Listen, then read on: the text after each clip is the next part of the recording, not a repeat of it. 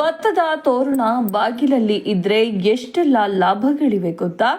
ಈ ತೋರಣ ಮನೆಯಲ್ಲಿ ಕಟ್ಟಿದ್ರೆ ಏನು ಪ್ರಯೋಜನ?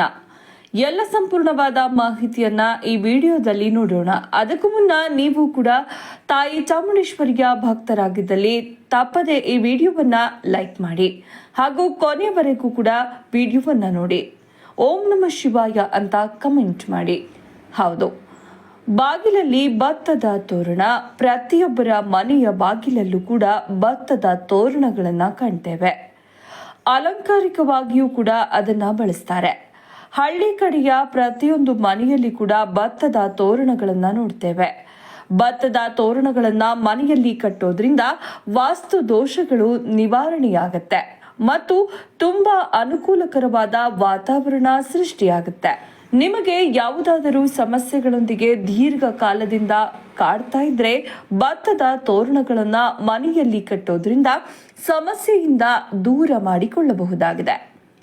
ವಾಸ್ತು ದೋಷಗಳು ನಿಮ್ಮನೆಯಲ್ಲಿ ಕಾಡ್ತಾ ಇದ್ರೆ ಆ ದೋಷಗಳು ನಿವಾರಣೆಯಾಗೋಕೆ ಭತ್ತದ ತೋರಣವನ್ನ ಮನೆಯಲ್ಲಿ ಕಟ್ಟೋದ್ರಿಂದ ತುಂಬಾ ಶುಭವಾಗುತ್ತೆ.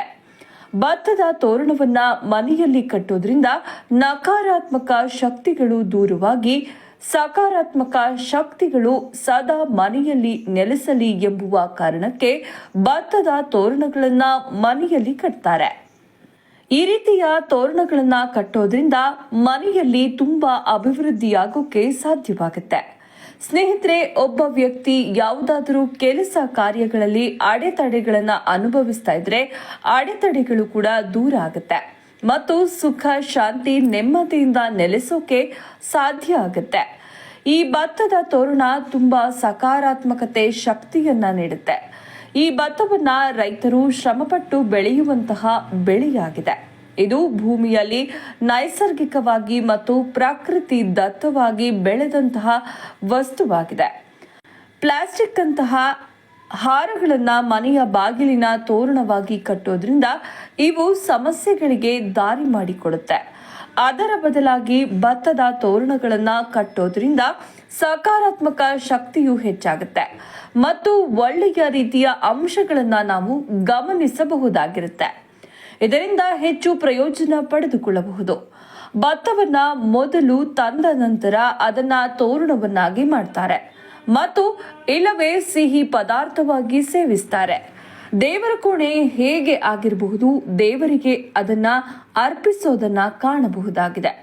ಹಳ್ಳಿಗಳಲ್ಲಿ ಹೆಚ್ಚಾಗಿ ಈ ರೀತಿಯ ತೋರಣಗಳನ್ನ ಕಾಣಬಹುದಾಗಿದೆ. ಇದರಿಂದ ತುಂಬಾ ಶಕ್ತಿಶಾಲಿ ಆಗಿರುತ್ತೆ ಮತ್ತು ಒಳ್ಳೆಯ ವಿಷಯಗಳನ್ನ ತಿಳಿದುಕೊಳ್ಳಬಹುದು. ಭತ್ತದ ತೋರಣಗಳನ್ನ ಮನೆಯಲ್ಲಿ ಕಟ್ಟೋದ್ರಿಂದ ಸಮೃದ್ಧಿಯ ಸಂಕೇತವಾಗಿದೆ.